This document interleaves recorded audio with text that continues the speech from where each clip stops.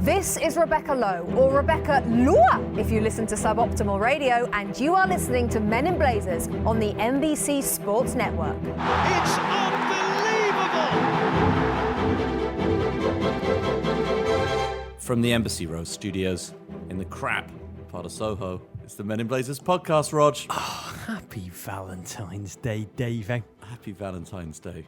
I'm not Rog. a big believer in Valentine's Day, Davo. It's never been my favourite.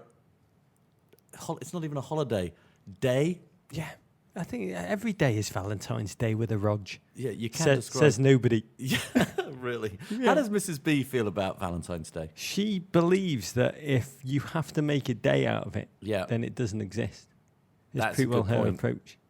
I mean, that's her approach. That's become my approach. But What do you do on Valentine's Day? Pod. Watch Champions League football. Yeah. And just think about football all day and all night, generally. But I record this with you, and I wanted to ask you whether you believe in Valentine's Day. But I thought, why have an on-the-surface conversation? Mm-hmm.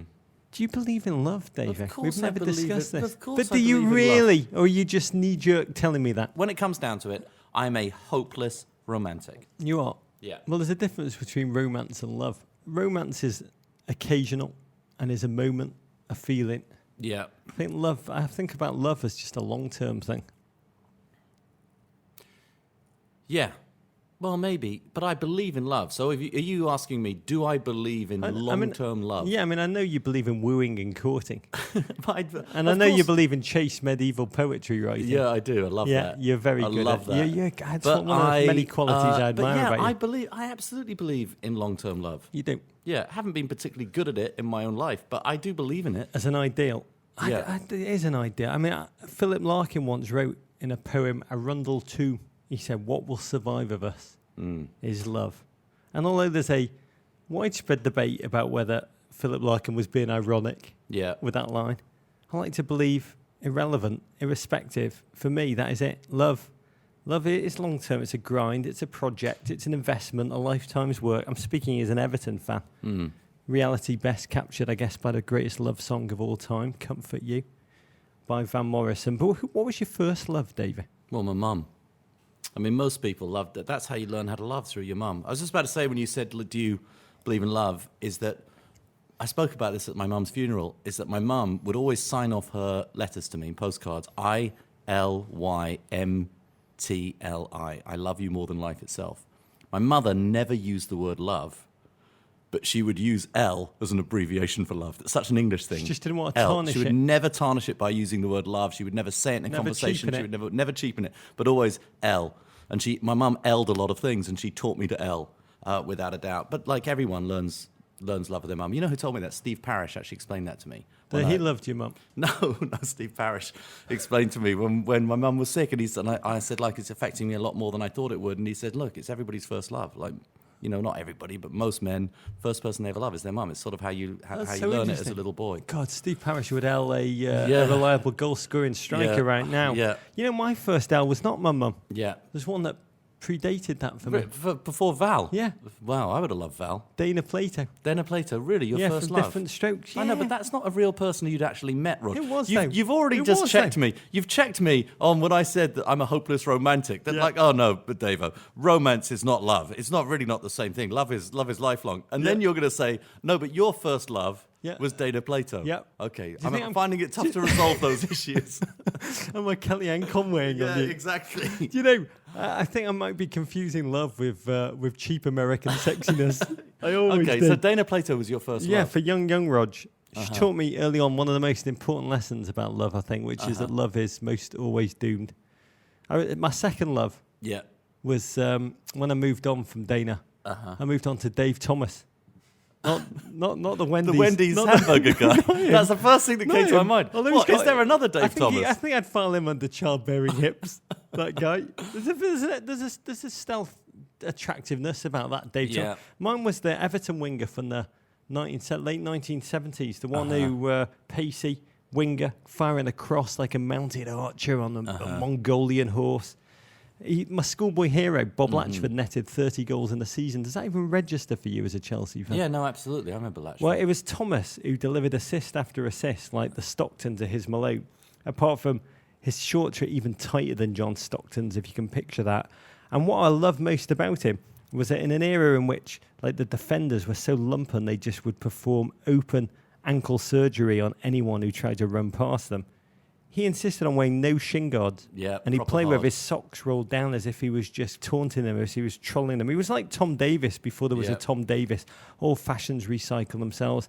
That's what I've always loved, Davo. The endeavour, the tryhards, the Seamus Colemans, the Harry Arters, the Georgie Boyds, the Dax McCartys, the Juan Mata, the Beacons of Joy, the Juan Matas, the David Silvers, the Heather O'Reillys, the Sons.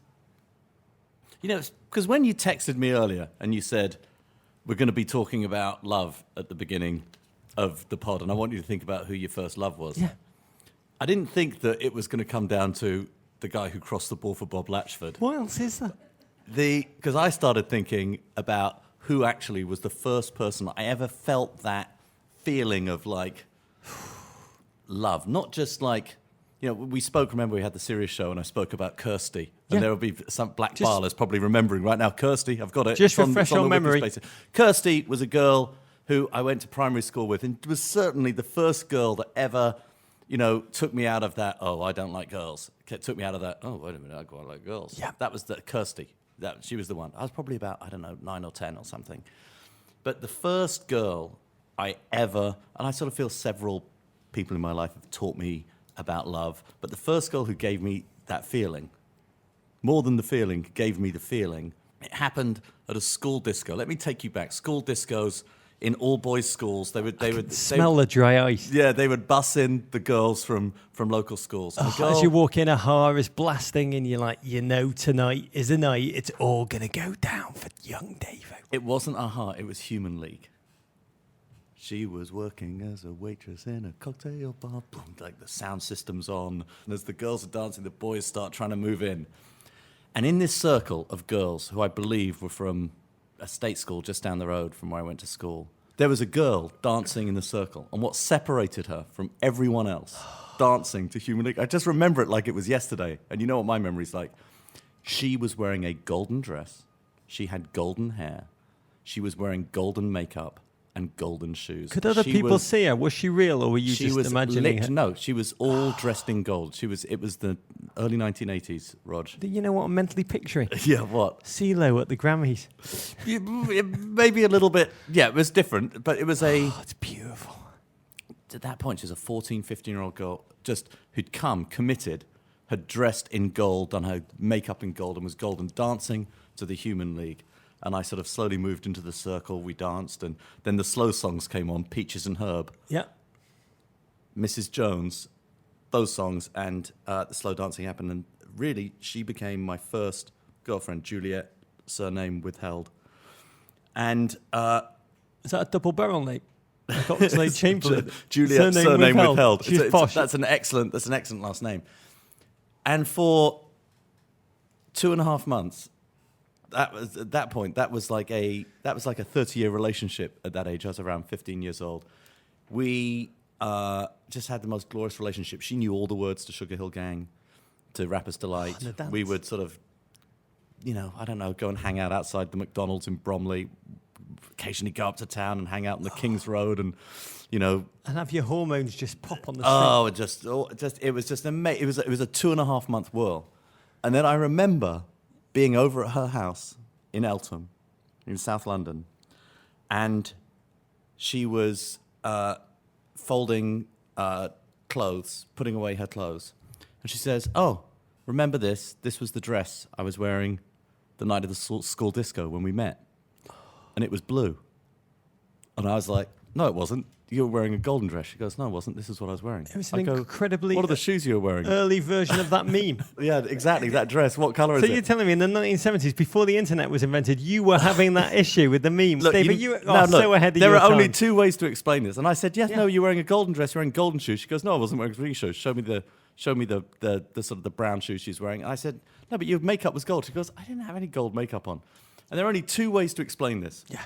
One, my deep love of the colour blue But it's so overpowering that I therefore saw it as being golden in that moment. But I think more likely it was about what first love is a little bit like. Yeah, is that it is those just the you see everything in this golden light, this sort of like gold infused moment of just absolute magic, which is quite difficult to sustain as long as 2.5 months. It's very, very difficult. And that was like something I really just remember at age 15, like learning about, oh my God, like you fall and everything is magical and changes, but it might not always be reality. Oh, Dave, I've got to tell you, just mentally picturing the dry ice, that half a pint of human cider that you'd drunken before you got there, little Davo, to get his confidence bit of special brew. The Phil Oakley. Bit of special brew. Carlsberg special brew. Oh, yeah.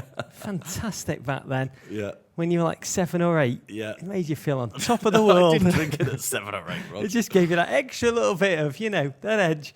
Yeah. And then you're there and you hear Phil Oakley. Everything must have been bathed in gold. And those feelings that you couldn't quite understand stirring in your down belows. Oh, you know what? It wasn't just down belows, though, Rog, because that's the thickening. It wasn't the down belows. It was, I felt the precursor to love. I felt love. It was just, bam. Just like the feelings I have for Tom Davis. Similar. Who do you love now? 'Cause I've tried to put a list together of who I love. John Oliver. Billions, the best worst show ever, returning. #TMax. Love that show. Got some new loves. Developing a crush on Jake Tapper. I know you're wearing his a Jake Tapper button on the show yesterday. I admire his tenaciousness. Can I just say, I don't know if she listens to the pod. I'd be quite shocked if she did. But Maggie Haberman, I've no idea who she is. Never mind met her. But I would put about 23% of my waking hours checking her Twitter feed. She's a New York Times White House correspondent. I just live for her right now. She is love as sanity for me right now. For more on all of that, listen to our political podcast, Keeping It 1700. Henceforth, name change to Pod Save the Queen. It's Davo and me talking politics. Oh, that's good. Most of all, though, Dave, you know what I realised I love trying to think about this? Yeah. I love our GFOPs. Oh. You lot who listen to our suboptimal crap. Crap. Yeah. I mean, I am trying so hard this year to give out only love. Mm-hmm. And as I say, the love we get from you, listeners, dear listeners, on a week in, week out, day-to-day basis, it's the deepest love that I experience outside of my own family. It's what keeps us going. That, Tweed, Guinness, Rebecca Lowe, and of course, contractual obligations. In that regard, one of our goals at Men in Blazers for the year ahead is to get out on the road, to go out and be alive, to be with you. Yes. Men in Blazers, GFOPs. And so we're launching something called Men in Blazers Over America. Mm-hmm. Because we're gents of our word, we're actually going to start this. We're not just going to talk about it, which is what we normally do. We're going to do it. Yeah. And we're going to, which city, Davey? Seattle. Home of your world champion, Seattle Sounders. Yeah, exactly. Sounders.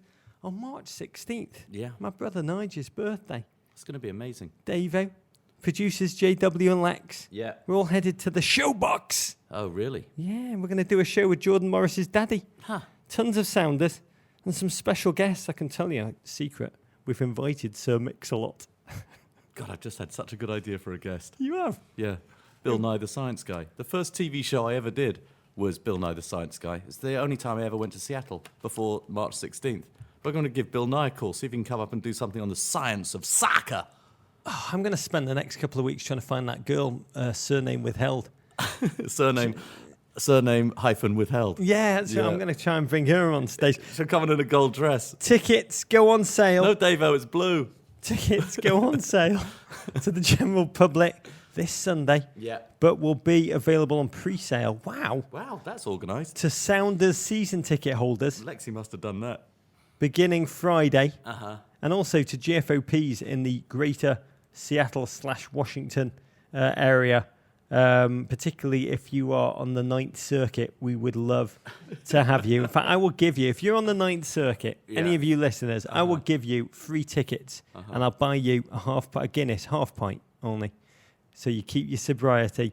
But you can access that pre-sale via a special edition of the Men in Blazers newsletter, The Raven, which will drop this Friday. So if you're in Seattle, the greater Washington area, we are coming to be with you in your loving embrace on March 16th. If you want to get tickets, sign up for the Raven. You can subscribe. Let me scratch that. You should subscribe via our website, meninblazers.com. Also, thanks for your response to the Men in Blazers show this weekend. Yeah. We had Dan Katz on. Yeah. Saturdays are for Rebecca Law. Yeah. Big cat. Yeah, he hit those pies with the ferocity of Charles I Oakley think trying to attack bloody Dolan. Yeah, number one ranked pie eater of all time on our shows. And I predict, Davo, Yeah. he's going to be the breakout star of Barstool. He is, well, at Barstool, God, there are a lot of stars over at Barstool. Dave, KFC, really El Presidente, the amazing people over there, Lenny. But I got to tell you, Dan Katz has something quite special. You sort of feel, he does remind me a little bit of when I first met Jimmy Kimmel. He's got that winning everyman kind of sexiness. Yeah, absolutely. He's got all the youthful potential of an American Alfie Mawson. Our show is back. We're going to have to replenish pie stocks.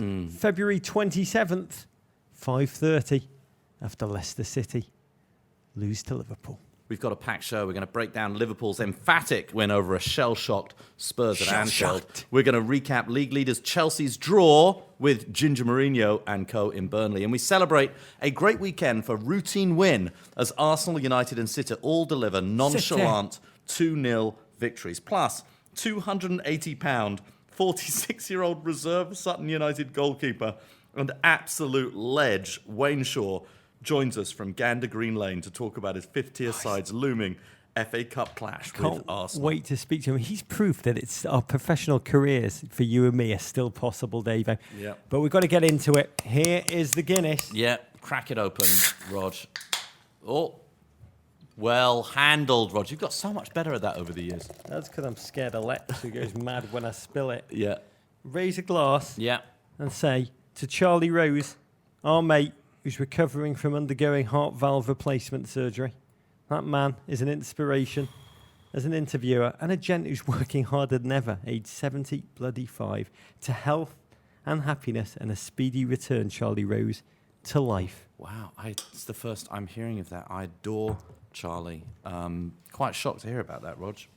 So we are 25/38 of the way through the Premier League season. It looks like Diego Costa might have to delay that March holiday to Ibiza until at least April as the chasing peloton inched closer. We're going to try and make it dramatic, Rog, to Chelsea this weekend. First off, Liverpool 2, Tottenham 0. After going 0 for 2017, a fully charged red side batter Spurs at Anfield behind a 2-minute and 18-second brace from Sadio Mane. Liverpool are in 5th place, 11 points behind Chelsea. Spurs slipped to 3rd, 10 points behind the league leaders. Fascinating battle between two hard-charging teams that have got so much in common. Both teams constantly have to prove their bona fides. Both have taken gut punches. Spurs, still with that singed psyche from last year's late claps. Oh, Liverpool, your entire 2017 had been like a perpetual left hook to a glass jaw, just over and over and over on repeat. So it was no surprise when it was also frenzied right from the kickoff. Both teams coiled to spring at their opponents the seconds they overextended themselves. And Liverpool, they just broke with a speed that I've only ever seen in French Connection car chases, really doing a Spurs to Spurs. Because Spurs' defensive injuries, no Vertonghen, no Danny Rose, they took a terrible toll. And that vaunted Spurs defence without those two guys, it's just not the Spurs D. It was an easy D, David, in famous words. Eric Dyer and Ben Davies tried to slip in, but both seemed unsure of when they should stay, when they should go. A glaring weakness, which Liverpool quickly took advantage of in the 16th minute. Wijnaldum sprung Mane. Ben Davies trying to catch up. Fantastic ball. No chance. Yeah, Mane finishes. Yeah, I mean, God, he gave an exposed Lloris. I mean, he fell over as he shot it. It was like seeing someone give him the eyes and the legs. He gave him the legs, Rog. He gave him the legs. What can a goalie do when you give him the legs? He can deal with the eyes, but when he gives me the legs. Liverpool kept coming in waves. They were like delirious linebackers blitzing on every play. And 138 seconds later, Mane struck again. Yeah, Mane struck again. This one a little messier, Rog. Ball fell to several players. It's like shooting practice. Yeah, Lallana, Firmino. I think Kenny Dalglish had a shot at some point in that sequence and ends up being Mane. Yeah, Brog said it was him. As I said on the show, Liverpool, they just missed Sadio Mane more than Toto missed the rains down in Africa. Yeah. There was a story this week about a chess grandmaster, Timur Gariev, 28-year-old, who broke the world record for blindfold chess. He played 48 games simultaneously in Vegas, and he won 80 while he was wearing a blindfold and pedaling on an exercise bike. Very theatrical flair, that one. He rode 50 miles and won 80% of the games. That was Mane in this game. He did everything. He absolutely did everything. He demolished everyone. J-Dubs and I were talking about him. He's like John Wall, just that he blows past you with that acceleration so fast the defenders don't even know where he's gone. And he seems to have turned up his game since Southampton, where he was somewhat erratic and was very interested in playing when contracts were about to be renewed, less interested when they weren't. Here he really seems to be taking on a leadership role and making everyone around him feel more confident, more cocksure. Well, I think Klopp has made it very clear how he feels about the player, springing him from I think they sent a jet to the Africa Cup of Nations to bring him back before the Chelsea game. He's obviously valuable. I think what makes him so difficult to play against is that, and actually this entire Liverpool team, when they're playing well, like they played at the weekend, is that so many players are playing between the lines. And as a defender, especially when you've got your not first choice defense playing against that, it's just very, very hard to go and cover those guys. My only emotion in that first half was thank God the American Cameron Carter-Vickers wasn't playing. It would have been a bloodbath for a boy so young. But 2-0 Liverpool, it could have been so many more. Spurs were fragile, they were skittish, they were scarred. It's really like watching Liverpool of earlier in the season play against Spurs when they were the clown car Spurs of Tim Sherwood.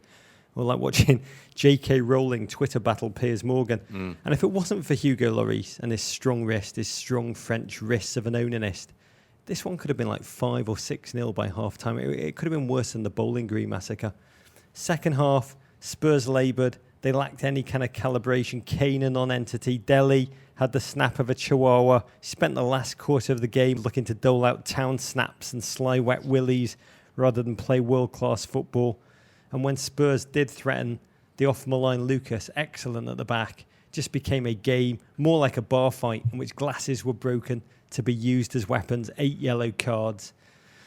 And so we say, as they say in Germany, Mazel tov, Liverpool, your first big boy Premier League win of 2017. As you say, Davo, this team can beat anyone on their day, and it's no coincidence that this victory came after their first proper week's rest in ages. They played 15 games in a 56-day period over Christmas. This squad is just too thin to play 2 games a week. But if they can take their opponents one at a time, they can do anyone with their intelligence, their work rate. If only Liverpool could play top 6 opponents every week, David. Yeah, no, they definitely get it up for the top 6 in a way that they don't seem to get it up for anybody else. Tottenham, weird for me. They've only lost 3 games all season. They've only lost to very, very good teams. But I'm not sure I remember watching Tottenham play this badly this season. This is a first. They had a very bad draw away at West Brom early in the season, but this was a really poor performance. And you're right, without their first choice players, this is the question about Tottenham, is that how deep is that squad? Can it last an entire season, playing on multiple fronts? It was a stinging loss, David. That will, I think, resuscitate a lot of the psychological questions still lingering in the recess of their long-term memories from last season. I mean, on one hand, you look at Spurs' performances at Anfield, a place they've only won once in 18 years, and this probably came as no surprise. But then you look at Pochettino's big game records on the road, and in the 15 games he's played since he arrived at Spurs, he's only won once. And that was at Manchester City, a shell-shocked Manchester City, when Pellegrini had just been lame-ducked by the announcement that Pep Guardiola would be crowned king of the Etihad the season following. And this season, they've only won 4 on the road in 13 games, which is hardly title-challenging statistics. And you look at this game, Davo, and you think about Pochettino. He knew, Davo, that he had a second-string backline, but he elected Pep Guardiola's style to keep playing to his team's perceived strengths rather than adapting their strategy. They were on the road. They should have done what Hull had just done to Liverpool, which is sit back, shut up shop, let Liverpool come onto them and try and spring something on the counter. Instead, they tried to go head-to-head, and they got absolutely battered. This was really like Spurs in the last 4 games of last season. Frustration and disappointed Spurs rather than optimistic and confident Tottenham. We'll see how they rebound. Absolutely. Rog? I will say, watching Mane come off, Davo, and just melt into Klopp's loving arms. This is Valentine's Day, and I will just say, I hope each and every one of our listeners finds someone or multiple people in their life who cuddles you like Jurgen Huggies Mane. So Liverpool get back into the title chase. Tottenham's still in there too. One of the big reasons what happened to Chelsea up at Burnley, Rog. The league leaders have to settle for a point, 1-1 against the ever agrarian Clarets. Pedro, my love, Pedro, struck in the 7th minute. It's the first time I've really loved Rogers Pedro in the 7th minute. It's his eyebrows, his eyebrow work. It's amazing. It is, only to have Burnley home debutant Robbie Brady thump a free kick, amazing free kick, past Thibaut Courtois in the 24th minute. Chelsea now 8 points clear at the top, Rog, while Burnley move into 12th, boasting one of the best home records in the league. Fortress Turf Moor. It is. It's a footballing upside down, David. It's what I've decided. Parallel dimension to ours, with the same locations and infrastructure as our world, but it's just darker, colder, full of tendrils, biological waste, and the monster created by one of Hawkins National Laboratory's experiments gone awry. Poor Bob. That's the only logical conclusion. How they do what they do down there, Davo. Tiny Burnley, who've earned 1 point on the road, but before kick-off, 28 points at home. And here, they faced up, this is astonishing, they faced up to runaway leader Chelsea Football Club and held them, despite lacking their 3 midfield starters, Marnie, Defoe, Hendrick, all out with suspension or injury. And beyond that, having to field Joey Bloody Barton. Yeah. Written off over and over, only to rebound, resuscitate his career. He's like a footballing Mel Gibson. Yeah. Started so well for Chelsea, Rog. Victor Moses, who has been, I would argue, Conte's greatest achievement at the club. Taking a guy who'd been discarded, passed over, was not sure of what his position would be within his system. He's converted him into a great wing-back. Moses breaks down the right, feeds Pedro. Pedro, perhaps Lethal Conte's second greatest achievement, turning Pedro from probably my least favourite player at Chelsea last season to my favourite player this season. Pedro, 9 goals in all competitions, Rog. He slots it. And Conte celebrating on the sideline. That man, he loves his outfits. He does. And in this game, he'd chosen to dress himself up as the Formula One pit boss. Yeah, Team Addy, Yokohama Tyres. But before the game, he told the press Chelsea need to maintain their, quote, tension. Yeah. It was just something they completely failed to do because having seemingly scored at will like a really athletic ogre, they then just lost their focus. Yeah. Almost shut down instead of finishing off their opponent, Tiny Burnley. Yeah. They took that blow as if it was a glancing blow on their little hobbit chins. Yeah. And Sean Dyche's team, with their belief, they kept pressing Chelsea. They kept the field small. They smothered the area in which Chelsea had to play. They nullified the Hazard-Costa threat. I mean, George Boyd talked about the challenge that Turf Moor provides opponents. He said, the crowd are right on top of you, and the changing room, it's not what opponents are used to. It's horrible, and it's cold. And I think the misery of Turf Moor's toilets was compounded by the English weather, the freezing sheets of rain, just the driving snow. I mean, poor Pedro was shivering as he came down the tunnel. Yeah. And after coming out the block strong, Costa, Hazard, Pedro, the Continentals, Davo, if you will, they became decidedly muted. Burnley were finding space down the flanks, taking advantage of Eden Hazard being caught upfield, leaving Alonso repeatedly isolated. It did take a series of brilliant saves by Thibaut Courtois, or as he would call them, routine stretches, that kept Chelsea's lead. But when the free world needed a hero, up stepped Robbie Brady, Rog. home debutant Robbie Brady. Yeah, number 12. He of the club record Brady, $16.2 million transfer fee. Yeah. Smacked that free kick past a flailing Courtois. At Kevin W. Butler tweeted us, 12, Brady, that name, that number. Courtois never had a chance. To which at John O'Brien said, why was there no smash cut to Giselle celebrating like mad in the Turf Moor luxury boxes? Might check the ball for its relative inflation or deflation after the game as well. Just occurred to me. And from that point, Burnley just went into tenacious mode. They defended with organisation. Michael Keane, the standout. Chelsea had 71% possession. 400 more passes than their opponents. Conte, actually, credit him. God love him. He wanted to win. He switched to the 4-4-2, brought on his punishers, Cesc and Willian, but to no avail. And God love Burnley. Burnley Sanders, Dave. Chelsea, feel the burn. They've won now 97% of their league points at home. I'm trying to understand it. Ultimately, I think about it like this. Some people just love being at home. Like my dad. My father-in-law. just happiest on his home. He's like a different person. Yeah. With home comforts on his own terrain, his stuff, his remote control, his television, Well, it's his agoraphobia. large bottle of vodka. It's agoraphobic, basically, Rog. Yeah, is that what it is? Yeah, we call them agrarian. I think it's actually agoraphobic is what they are. They don't like leaving the house. They're not the clarets, they're the agrophobes. Yeah, the agrophobes. God love them. You're a different person at home, Burnley, and we love you for it. Yeah. But ultimately, this wasn't a bad result for Chelsea, was it? It wasn't a bad result for Chelsea. Burnley, their home record is so good. The weather was terrible. It's not a slip. They remain 3 games ahead. Yes, City, as we're about to talk about, have gained on them, but it's not a bad point. Big result for Chelsea. To be candid, they've been so good against the not top 6 this season, but to get anything out of Turf Moor, I think it's a win. They've been and for pretty good Burnley, against the top 6 as well. A draw for Burnley against Chelsea is a win for the everyman. Yeah. Massive step towards survival for a tiny club who are now 10 points above the drop zone. Mammoth achievement for Sean Dyche, the double handicap man by being both a ginger and a bald in a society which questions both. And most elated of all, Davo, Joey Barton. Yeah. He had a great game. Yeah. He probably had £100 on the draw. And a couple of prop bets. Yeah, last time there was a 1-1 draw between these two teams, I think it was the 2014-15 season where Chelsea won the league and Burnley went down. That was at Stamford Bridge, though, so perhaps it doesn't augur anything. Do you think Joey Barton had £100 on the bet of do Continentals like it up and at 'em? Yeah, no, that Yes, might. no. Yes, no. Not sure that's how prop bets work, but maybe who knows who Barton's bookie is. Okay, Arsenal 2, Hull City 0. The Arsene out lobbies filibuster fails as an Alexis Sanchez brace, one of which was highly controversial, ensures Arsenal do not lose their 3rd game on the spin. Arsenal are 4th, 10 points behind Chelsea. After suffering 2 humiliating beatings, I guess Marco Silva's Hull City, with their players mysteriously reborn like White Walkers, was not one you'd really relish.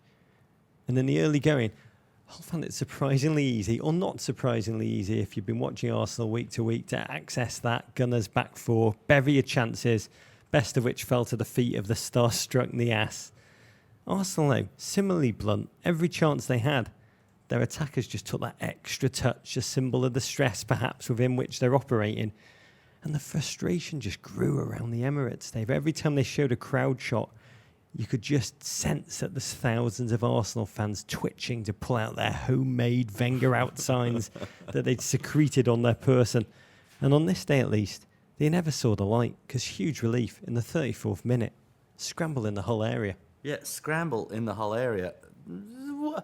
I think we'd have to say a fairly large whiff of handball, Rog, as the ball goes into the back of the net. It's like a slam dunk. Confusion on the field, confusion in the NBC studio. I mean, they said their handball needs intention, but as it turns out, it's actually not legally possible to score a goal with a hand because, as they quoted the referee authorities, it does not sit well within the game. It's impossible to score a goal with a hand.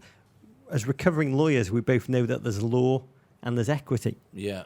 And equity says the goal shouldn't stand. It's just not fair to score with a hand. Having said that, Arsenal do lead the league in handball goals. Yeah. As any Burnley fan will tell you, where is the state of Washington's nice circuit when you really need it for justice? Mark Clattenburg, here sporting the worst beard since... Someone Davo won't let me name because I'm worried we're going to get sued. Okay, go ahead. He took the remarkable step of apologising to Hull's players at half-time. But it didn't make any difference. The game just kept going as it had. Arsenal in the second half lacking intensity and the killer edge. Mesut Ozil fluffing his lines with a goal at his mercy, not scored since December. He's increasingly becoming like an inarguably great novelist, just publicly battling career-crippling writer's block. Making a wrong decision over and over again in the final third. Hull didn't wilt until the 93rd minute when Arsenal killed off the game. Handball by? Klukas, Rog, from Lucas. Klukas from Lucas. Yeah, Clattenburg spotted that one. Yeah, I know. He hates gingers. Yeah, he doesn't like gingers. One rule for gingers, another rule for the other head. And Sanchez spanked the penalty home. 2 goals. Yeah, didn't even need to Panenka it. Goal for each doggy. One for Atom, one for Humber. Enjoy the Westminster Dog Show, Davo. We normally say, Davo, that when a team plays poorly but gets 3 points, it's to be applauded, but not really for Arsenal. They seem to desperately need to convince right now. Yeah, no, absolutely. And the look on their fans' faces at the end of the game, it just doesn't all smell right at Arsenal right now. I think a huge part of the problem, Davo, with the Arsenal mood right now is the willy won't he surrounding Arsene Wenger signing a new contract at season's end. Rebuttals pouring out quickly after former Arsenal legend Ian Wright revealed that Wenger had told him late night at dinner that he's done, he's finished, he's come to an end. He was talking about his dinner. He was misinterpreted. He meant I finished my dinner. You can take my plates now, mate. Oh, but the wintry sun smile on Wenger's lips at the end of the game even meant that he decided the retirement's off after that 3 points, or he and the rest of the world are still chuckling after watching Piers Morgan have his ass handed to him by Jim Jeffries on the Bill Maher show. Mm-hmm.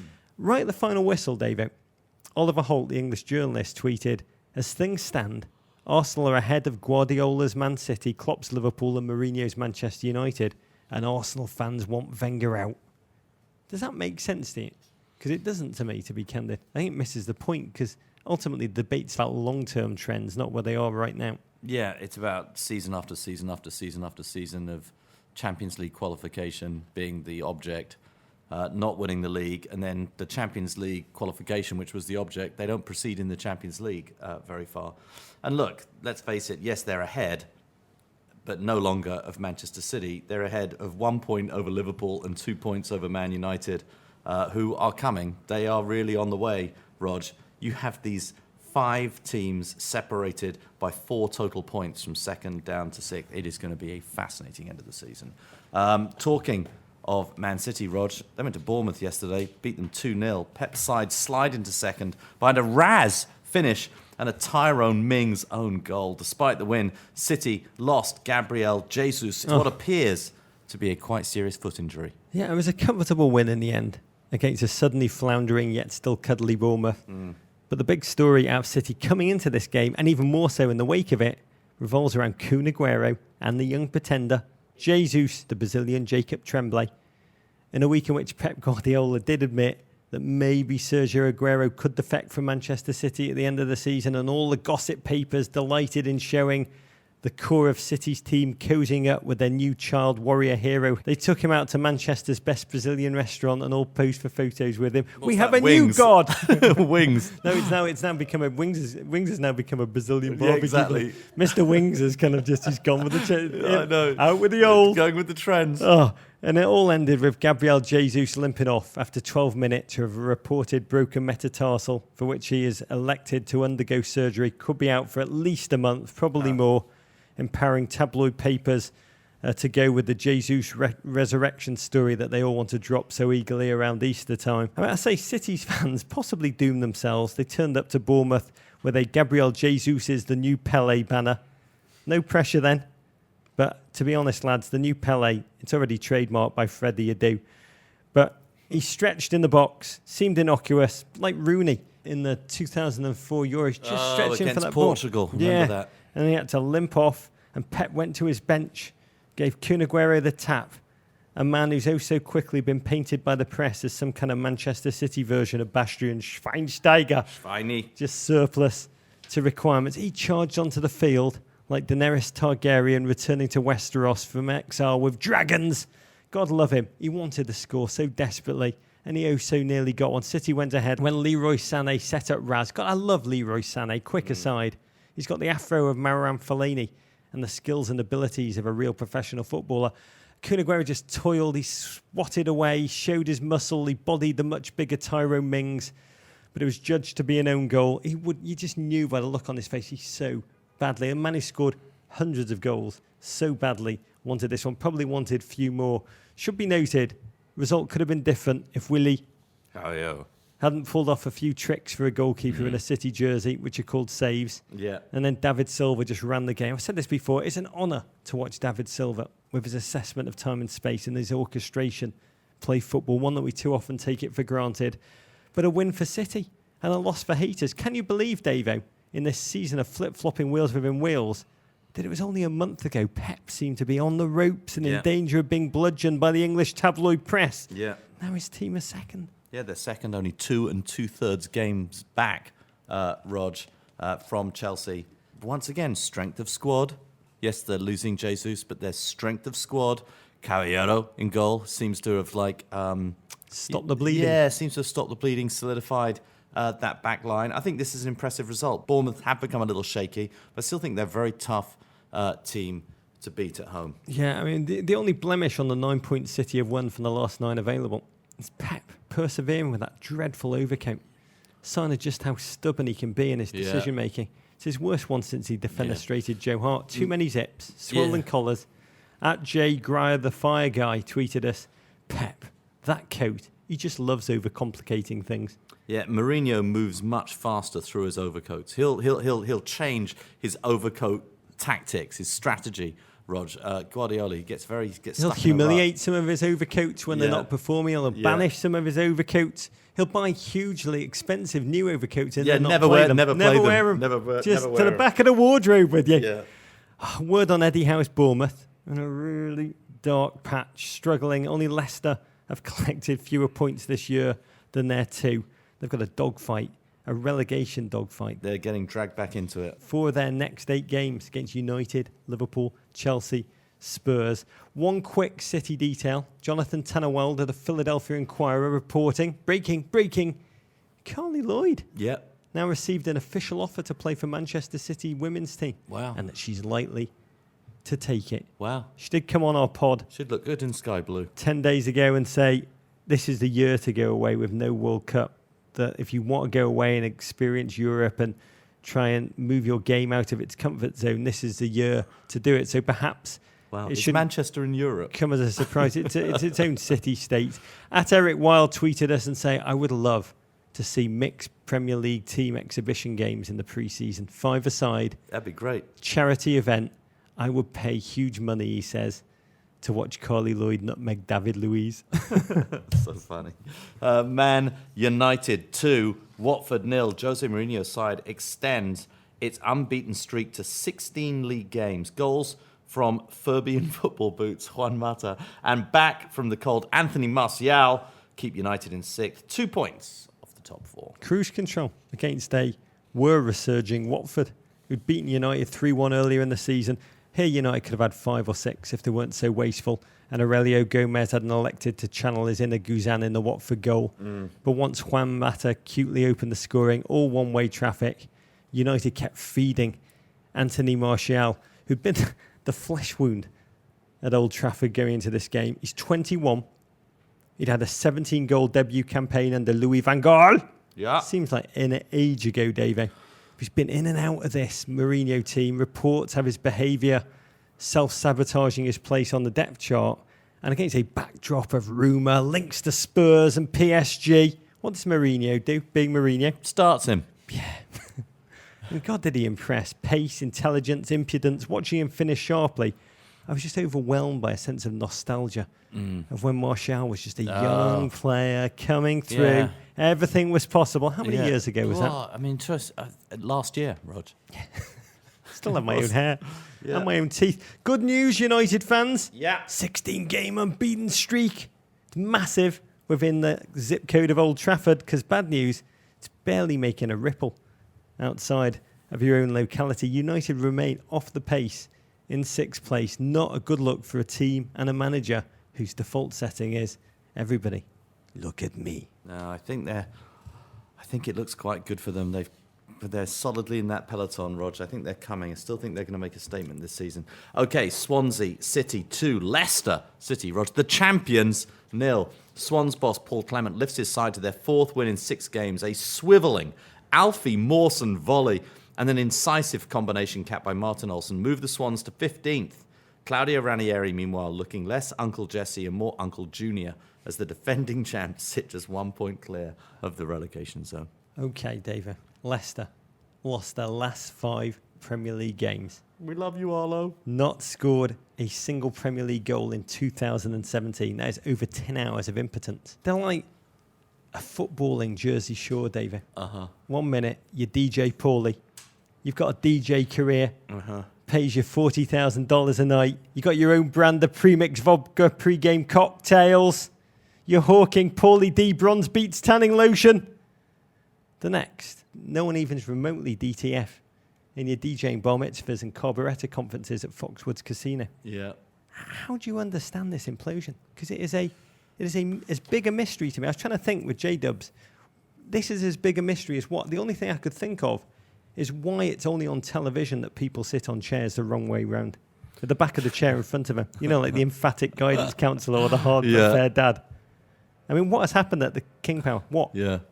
Well, look, I think you can only look at what has changed, physically since last season. They lost N'Golo Kante to Chelsea, and I think you'd have to look at the evidence of what's happened at Chelsea since N'Golo Kante got there and how vital he was to everything that happened at Leicester last season. I think you'd have to say that the way that other teams play against them is that for last season, everybody just allowed Leicester to play their game. Nobody allows Leicester to play their game right now. And I think thirdly, and I think this is a lot in common with what we saw happen with the champions the year before them, with Chelsea, how they fell apart last season. Players believing that they're bigger than the overall team, that somehow they're better relative to other players in the Premier League than they actually are. And, very lot of overconfidence. And when it starts to get chipped away at by results, by the reality of results, that overconfidence becomes a lack of confidence very, very quickly. I understand all that nodding, but to me, it's a Bermuda Triangle kind of mystery. Because we can have these theories, conceit of the players, the loss of Kante, Champions League's a distraction, Ranieri's lost control. Yeah. The truth is, we never understood how Leicester did what they did last season. So true. That was an unexplained miracle. True. You can't explain that, so how can you explain what happened to them the other way? How do journeyman relegation zone fodder players with a mediocre manager all click at the same time and just destroy all comers, all have the season of their life in the same minute and defy economics as well as the big six and not wilt in the crucible of the spotlight? If we don't understand the apex, we can't understand the return to the nadir. Indeed, for me, the implosion, it does make last year's success even more unreal, more fairy tale, if that's an adjective. Fairy tale. Yeah, just more fairy tale. Fairy tale. I mean, it's more full of human beauty. Yeah. I mean, it's almost more incredible because of just its fleeting nature. It just disappeared immediately and left no trace. The funny thing is, though, this is a Leicester side that's meant to be built for a relegation battle. Squad of grifters, fighters. But having them experience a title run has just totally degraded those abilities. They're like the Beverly Hillbillies, just drunk on oil money. It's like people who win the lottery and then their lives fall apart. Sort of like that. I'm laughing. Yeah. But I'm crying. Yeah. One question for you. Yeah. In a week in which Leicester's board gave poor Uncle Claudio Ranieri a quote, unwavering vote of confidence, football management's death rattle, like Michael Flynn being told he's got the president's full confidence by Kellyanne Conway. Should he be fired? Or do Leicester somehow owe him a debt of loyalty after last season's sexploits? I don't know. It's very, very hard to say. I mean, my instinct is that I'd like to see him stay. I'd like to see him be given another chance. But, I know what football's like. I know what football fans are like. I know the price, the cost of going down. This is a team that were out of the Premier League for quite a long time. And who knows what they do? Who do they bring in, though? I mean, what do they do? Bob Bradley. Michael Flynn. Probably neither of those guys. Michael Flynn might be more likely than Bob Bradley at this stage, Roger, I'm afraid. I'd just say economics means that there's no room for nostalgia in the footballing culture. And I think Ranieri understands it, which is why he said, I love this quote. He said, now there are a lot of sharks and I am on the windsurfer. That's how he described how he feels right now, which is how I feel when I wake up in the morning every single day of my life. Credit Swansea, who were magnificent. Alfie Mawson opened the scoring with his third goal in his 6 last Premier League appearances. Yeah. For point of reference, let's just pull a random footballer out. Wayne Rooney has only scored twice. Paul Clement has now won more games this season than Guidolin and Bradley combined. He's only been in Wales for 5 weeks. And I love Swansea's fans. Just the joy they must have felt as they spent that second half just singing, Champions of England, you're having a laugh. It's why we love football. West Ham 2, West Brom 2. In the Battle of the Wests, the Baggies go a goal up, then fall behind, only to snatch a draw courtesy of an injury-time equaliser by Gareth McCauley, which sent Slaven Bilic into full-on meltdown mode on the touchline. West Brom still in 8th, the Hammers in 10th.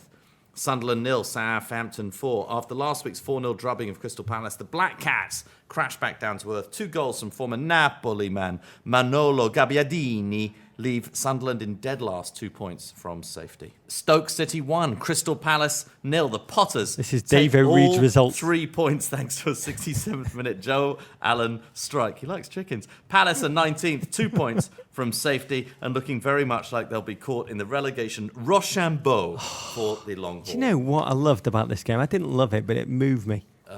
Is this Rebecca something Lowe. to do with the professionalism of Rebecca Lowe? Yeah. Wow. Oh, professional. How do you know? Yeah, I just read your look. At the final whistle of this game, Yeah. after her beloved Crystal Palace slumped ever nearer their doom, Oh, she's a Palace fan. That's she never just repressed never seemed likely from watching all the broadcast. emotion and simply said, disappointing performance, let's go to West Ham. Back in a mo. And you just know she's dying inside. Yeah. Yeah. Dying. By the way, talking about Palace, sad news for a true great friend of the pod. Yeah. Crystal Palace mascot Kayla the Eagle Oh. has been grounded. No, you're kidding me. Yeah, by Selhurst Park staff over fears of her spreading bird flu. Oh. Yep, more news on that burning issue in our other pod, Kestraling Today. Finally, Rod, well, Sue. Middlesbrough 0, Yeah. Everton 0. After last week's 9-goal thriller with Bournemouth, Everton leave the Riverside with a 0-0 draw. Rog, let's go through this blow by blow. Yeah, games seem to drag on for eternity, David. Yeah. Like a handshake with the Well, Japanese Prime Minister. We played our babies. Yeah, Actually, play the babies. Before the game, Ronaldo Koeman, he said, this game is going to be harder than any we faced. I'd prefer to play Arsenal at home, he said, rather than Middlesbrough away, because Middlesbrough soak up every inch of space. Arsenal always leave it. He said it would be tough, and it was. I mean, credit Victor Valdez, who just absolutely snuffed out both Lukaku and Baby Lookman when they were one-on-one. But Everton had very few chances, and it was one of those games, you may not have them as a Chelsea fan, where you spend 85 minutes just so angry that your team are not doing the business, and then right at the death, one of the opposing attackers, Gested in this case, headed the ball goal-bound with a ferocity that could not be stopped, only for Joel Robles to just make a flying save. And I just realised meekly in that moment that I'm just lucky to leave with a point. In news we submitted to PolitiFact for confirmation this weekend. 3 Swansea defenders made up this week's perfect 11. Carl Norton, Alfie Mawson and Martin Olsen. Big ups to Drowan 1733, who finished first in our league despite not starting any of them. So a patch on its way to you, Drowan, and a reminder that our league is still open to all GFOPs. Just download the Tugger app on your phone and you're off and running. It is amazing, Tugger. New reasons for me to feel miserable about myself. It's really what I needed over the course of a weekend.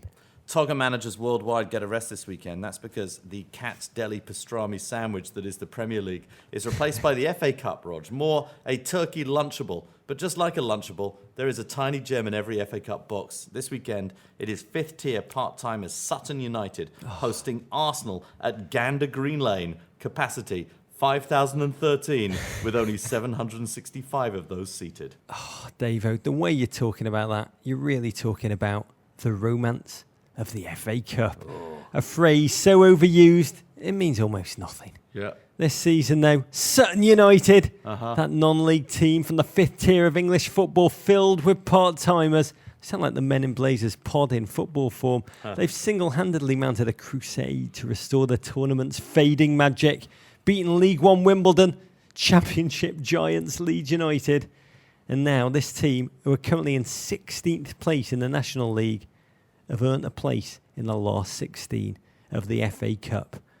This Monday at 2:55 p.m. Eastern Time, the mighty U's will welcome Arsene Wenger's Arsenal to their tiny Gander Green Lane, leaky roof terraces and all. It will be can't-miss television, because Sutton's journey has been a human wonder packed with enough characters to fill out a Tolkien epic. There's Paul Doswell, the coach, a 50-year-old Bill Murray lookalike who vapes on the sideline during games. Yeah. The captain, Jamie Collins, goal-scoring hero against Leeds, who works on a construction site. And above all, Wayne Shaw, their 46-year-old backup keeper, a 280-pound mountain of a man who sits on the bench and watches on in full-throated wonder. To celebrate Sutton's feat, we invited the goalkeeper himself to come and fill us in on how the club is preparing for the game of their lives and how their world has changed since the victory against Leeds. With Arsenal awaiting, we welcome to the pod Mr. Wayne Shaw. Roly-poly goalie here. The roly-poly goalie. Wayne, it is an honour to have you. I've got to ask you about life in Sutton here. I mean, right after you beat Leeds, Sutton United's official Twitter account sent out a message that said, "Thanks for all your messages. We're sorry, we simply can't respond to them. The bar is open all night," followed by 12 double beer emojis. Take us inside that party, Wayne. It really started from the game previous when we played Wimbledon. The gaffer tweeted there's a party back at the club, and we all went back there. I served behind the bar from 11 in the evening till 2:30, and we finally got rid of everyone about 4:45. And then we drew Leeds, played Leeds, we won 1-0, and the party continued right through probably till the draw when we pulled out the mighty Gooners. I love the Sutton story, mostly because of the characters that we've seen who are wrapped up in it. And I am interested to hear a little bit more about some of those characters from your point of view. Doswell, your manager, he seems to be the heart and soul of the club. The gaffer pulls everyone together. He's so passionate. Not only does he do it free of charge, he actually puts money into the club as well. He funded the 3G surface that we got there, which is an excellent surface. The turf? Yeah, the turf is £400,000. I don't know what that is in dollars, but a it's crap a lot load. of money. A crap load. A crap load, yeah. What I love about Paul Doswell is that he vapes during the game. What's it like being on the bench, watching your manager have a puff? He did get told off in the last game. The fourth official said, "You're not allowed to vape on the touchline." And really his words is, "I can do what I want." Can you clear up some mystery from an American perspective? What exactly is he smoking during the game, Wayne? More of a menthol, a vapour, which is an oil. He used to be a smoker. He now vapes. Cools are the secrets of success. I mean, he's not alone in terms of the characters. Your team, they're all part-timers, bricklayers, construction, factory workers. But so was Jamie Vardy when he played non-league football back in 2012. How would you describe the quality of your players at Sutton and the secret of their success? They've all got great pedigrees. There is a few players that were at Arsenal before and come through their youth products and even played in Champions League football. We've got probably about 800 or 900 Football League experiences in the side itself. So we're no mugs. And you live in Southampton in your real life. Is it true you actually sleep in the club's media room during the week? Yeah, I do. We done a photo shoot yesterday with one of the newspapers over here, and he had me laying on the 2-seater sofa. I'd probably need a 4-seater, to be fair. My feet hang over the sides. But yeah, by the time I get to sleep at night, it's around about 11, 12 o'clock, and then I'm up again at 7 working at the club. So there's no point in commuting 170 miles to and from Southampton. By the time I get home, it'll be time to go back again. I see a couch sponsor in Sutton United's future, Jennifer Convertibles, if you're listening. We talk about the magic of the FA Cup. We talk about how that magic has disappeared. But what a difference these games have made to your club. $376,000 you earned from the last round. It's like manna from heaven. Can you describe how the money that's coming in through this FA Cup dream run is impacting Sutton United? She's an old lady behind the scenes and she needs a little bit of tarting up. So she certainly will get a bit of paintwork. The chairman's an accountant, so every penny is accounted for. We have to get free quotes before we can get any jobs done, and he'll always go for the cheapest one. So we might be able to tip him upside down and shake a few more pennies out of his pocket. Wayne, take us to the draw for this round. You're watching together. The hand goes into the bag and they pull out Sutton United against mighty Arsenal. Describe your emotions. The ball come out. We're at home. Ball number 4. When number 6 come out, wow, the roof just come off the bar area, the Times Square lounge, and it's got a few leaks in it. So when the roof come off, we know we're going to be able to fix a few leaks. Do you know what, crap your pants? Or are you just like, bring it on? When you crap your pants is when you realise how much work you got to do to stage the game. It's full on. It is like a circus there at the moment. Everyone wants to know us. which is nice, but we just hope to keep a few of them afterwards when we've played Arsenal. What message did your manager come up with in the aftermath of the draw? What was his message? He just wanted to concentrate on the next game, and we're 16th place in the league, and we are part-time, and there is 16 clubs that are full-time in our league. And he just said, we are 6 points away from relegation. So in all seriousness, we need to get ourselves out of this and then reflect maybe in March, April time when we survive and stay in this league. We should make it clear you train twice a week as part-timers, right? Yeah, if we got a game on a Tuesday, we won't train on Tuesday. We go away and play the game. And then we train on Thursday. It'll only be a light session because there's quite a lot of travelling to do. Players probably have to take Tuesday, Wednesday off work and possibly go to work Thursday afternoon. So we've got to use our holidays that way. When you've watched Arsenal this season, as I'm sure you have, what weaknesses do you see? I don't think there is any weaknesses, is there? The leveller could be the 3G pitch we've got, the surface, the turf. That might sway a little bit whether they fancy it. I mean, that is probably your greatest advantage, the off-the-field realities, your ground, Gander Green Lane, capacity just over 5,000 and really just over 5,000 with its metal stand and leaky roof. Can you describe the changing room at Sutton for us, the facilities Arsenal are going to be using? How are the showers? Yeah, the showers are poor. Hopefully the pump will be working that can pump the water out. Sometimes that freezes up. There will be a cold shower. There's only 4 showers in there. We play in chocolate and amber, and the changing room is chocolate with welcome to Sutton United. So it's a little bit dull, to say the least, but hey, we're looking forward to having them in town. It's pretty primitive, especially for pampered Premier League gents like Olivier Giroud and Mesut Ozil. Do you think that might unnerve them? Possibly. I would have thought so, being pampered. They've never probably experienced something that they will experience when they walk into our old lady. Gander Green Lane, we'll see what their reaction is when they get here. I mean, I do think about it like this, Wayne. You've never played a club like Arsenal before, but you've got to ask yourself, how many of their players will have played a club like Sutton? Yeah, very minimal. We do play pre-season games, which are friendlies, and we do play the likes of Arsenal, but more their academy under-23 teams.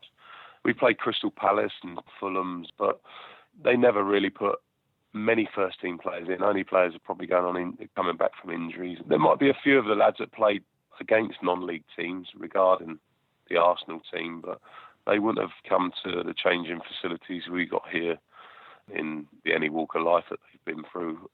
I want to talk about the game with you Monday night. As the game approaches, have you had any stress dreams, Wayne, in which you're in goal and let's say Alexis Sanchez is running in on you one-on-one? I've had a few quotes where Alexis Sanchez has gone through and Wayne Shaw, the goalkeeper, has eaten him and the ref's played on.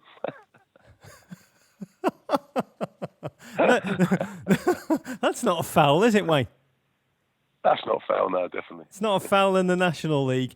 Have you thought about, in-game, what would go through your mind if first-choice goalkeeper Ross Warner, and I would not wish this on anyone, especially not Ross Warner, but if he succumbs to injury during the Arsenal game, you see him go down, you're on the bench, what would go through your mind? It would be, come on, enjoy the moment, and that will be me finished with football, playing-wise, forever. I would just sit back and gloat in the glory. But listen, Ross Warner and the team, it's about them. But if the chance does arise and I got a bit of game time, then that would be my life story, and I could probably live out on it for the rest of my life. It would be fantastic. Yeah, just to give some context, you've been listed at £280. You've dubbed yourself the biggest keeper in Britain. I am 46. I'm 19 stone 10, so I don't know what that is in pounds. I am probably the biggest keeper around, more ways than one. You told Sky Sports that your heft allows you to, quote, command the area. And Sutton's club mascot, Tony Henderson-Smith, told the BBC that your reflexes are brilliant. He said, I've seen him in the bar, and if there are any sandwiches around, you know, Wayne's always first there. It's normally the burgers, not the sandwiches. Every goalkeeper's got his weakness, Wayne. Are you aching to get on the field like Begovic at Chelsea? Or is a little bit of you afraid? I'm not afraid. If the occasion comes, I would get on it. I would have goosebumps, and I would not let anyone down. I quoted last time that I remember William Perry being the fridge. I want to be your fridge freezer. The English fridge freezer. There's an NFL player whose nickname is Pot Roast, Terence Knighton, and I've got to tell you, I think you are the Terence Knighton of English football, and I say that, Wayne, with awe and respect. Have you got any plans post game to try and get Peter Cech or David Ospina's jersey?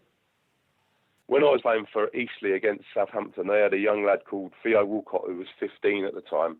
And we played him in a friendly, and Theo smashed this ball past me, and I didn't even move. So it'd be nice to catch up with him. And also, Alan Shearer does a commentary for BBC, and I was with Alan at Southampton as a junior. Obviously, I ain't seen him for probably 30 years. It'd be great to have a 5-minute chat with him. So I am looking forward to it, and maybe get Theo Walcott's shirt or get Peter Cech to send me one on. It would be fantastic if I could do that. I've got to tell you, when Theo takes penalties, when this game does go to penalties and you're in the net, he goes bottom left every single time. I think right, I'll take that on board. Sutton United, part-timers, you're now going to play 12-time FA Cup winners Arsenal. They are 104 places above you as we speak. You guys train just twice a week. How would you handicap your chances, Wayne? Whatever will be, but we are dreaming or hoping of a draw, and we think we can take them back to the Emirates. The stuff that football is made of. Listening to you, all I can keep thinking in my head, Wayne, is your story is why we watch football. It really is. But I have to ask you a dark question. If you don't win, the chance to be part of a squad meeting the mighty Arsenal in the FA Cup, something that very, very, very few of us get to experience. 10 years from now, when you look back on all of this circus that you've described, what do you think you'll remember about it? I think that would be the only time we can reflect when we look back on it. Everything's flying by so quick at the moment. It would just be unbelievable. Stuff that dreams are made of. And I know how much the FA Cup meant to me when I was a child. The cup final day on a Saturday and watching these sides, the minnows against the big boys. We are the minnows, and it's just a fantastic, fantastic feeling that we are going to be playing Arsenal, and let's keep dreaming. Wayne, may your dream long continue. Enjoy every second. You and the club, everyone at Sutton United, know that there's thousands of Americans cheering every move you make on the field against Arsenal. We wish you Godspeed, Wayne. Thanks, Roger. Much appreciated. Love to America. Oh, Rog, that was brilliant. The roly-poly goalie. When you're tired of the roly-poly goalie, you're tired of life, David. That's brilliant. And he is the kind of man that makes me believe that my long-harboured dreams of a professional football career are still possible. I am available in the supplemental draft, Minnesota United FC. The Chocolate and Ambers clash with Arsenal starts at 2:55 p.m. Eastern Time Monday. We're up, Stone. On Fox Sports 1. The rest of your FA Cup weekend looks like this, Rod. Saturday, Burnley take on the only other non-league team left in the competition, 5th tier Lincoln City at 7:30 a.m. Eastern Time. They won't be freaked out by the dressing rooms. Wolverhampton Wanderers host Chelsea at 12:30 p.m. And Sunday, two former Premier League champions clash as Blackburn Rovers, remember them, Rog, visit Manchester United. That game is at 11:15 a.m. All of those games are on the Fox family of networks, and they are in Wijnaldum. There are many other ways to connect to us. One is through our Amazon Emporium, which helps keep the show going anytime you go on Amazon for items big or small. Just click off the Emporium page. Men in Blazers gets a tiny percentage that allows us to cover the cost of creating this podcast. What are you going to put in the Emporium this week, Roger? A book. Oh. A Horse Walks Into a Bar by David Grossman. Yeah. A novelist who was a hero of mine back when I was a kid. His non-fiction book, Sleeping on a Wire, about the predicament of Arab citizens of Israel, shaped my youth. But this short novel, it takes place during one night of stand-up in an Israeli comedy club. An awful set by an appalling comedian who unravels both as a comic and a person in the course of the evening. Most of the book is his monologues, which spiral completely out of control, becoming a parable for societies in which shock becomes so common that we all lose connection to the values which once moored us. It's a short, brutal read by a bloke I so badly wanted to have come on the pod, David Grossman, but the only days in New York is on the 27th when we're taping our next television show, Davo. And he's such a grave, moral, wonderful human being. Even I wouldn't subject him to our pie. I'm putting a book in the Emporium as well. Rog, it's a little early in the season for barbecue equipment. This is Rome. Read this to George last night by Miroslav Sasek. These are beautiful books. Gorgeous. Written starting, I think, in the late 1950s to 1960. That's when This is Rome was published. He was a Czech emigre, ended up working for Radio Free Europe. He's a beautiful writer, but also a beautiful illustrator, beautiful artist. He made these fantastic books about the great cities of the world. This is New York, this is London, this is Rome. This is the United Nations, one of my favourite ones. This is Ireland. I love that book. They all are about these beautiful cities, beautiful drawings, but ultimately I always feel that they're about homesickness. They're about a man who was, rather like the photographer Cortez, could never go back to his home country. And just beautiful, beautiful. I read it last night. I was quite struck by what a wonderful children's tome that is. It's also nice. It's one of those rare books that you can read as a parent and enjoy as much yourself and get as much out of yourself as your child can as well. Oh, mate, you're trying to out-miserable me. Maybe a little. You'll never out-miserable me, my friend. That's true, I do know that. That is just $16.15 in hardcover. On the Amazon. Lots of other ways to connect to us. Visit meninblazers.com to sign up for our newsletter, which we produce with our partner Guinness. Especially if you live in Seattle. You can follow us on Twitter at meninblazers, at Embassy Davies, at Rog Bennett, on Instagram at meninblazers, at Embassy_Davies. Follow us on the Facebook Men in Blazers. You can always send your ravens to the crap pot of Soho. You can always email us at meninblazers@gmail.com. We have a musical pod special going out this week, featuring one of my musical heroes. Really is a remarkable human being. Barry Manilow. Oh, God, I wish. He's one of the Holy Trinity with Barb and Neil Diamond. Almost up there. Jens Leitman. What, the former German goalkeeper? Yeah, who makes beautiful Swedish thought music in his off time. Also on that, a fantastic bloke from Parquet Courts is Austin Brown, who lives and dies. Yeah. Mostly dies at the moment Oh, for not Manchester United. He's a beautiful, beautiful bloke. We loved having him in. Okay, look forward to that. Venderpunk Rog. War Pig. Who wants to sex Madumbo? Explosion. Play the babies. Take that, Gloria. Is that your analysis? To Tweed. Abrigado, rock on, mate. Kung Fu Fight in America. Love you, Davo. Happy Valentine's Day, Rog. And happy Valentine's Day, you world champion Seattle Sounders.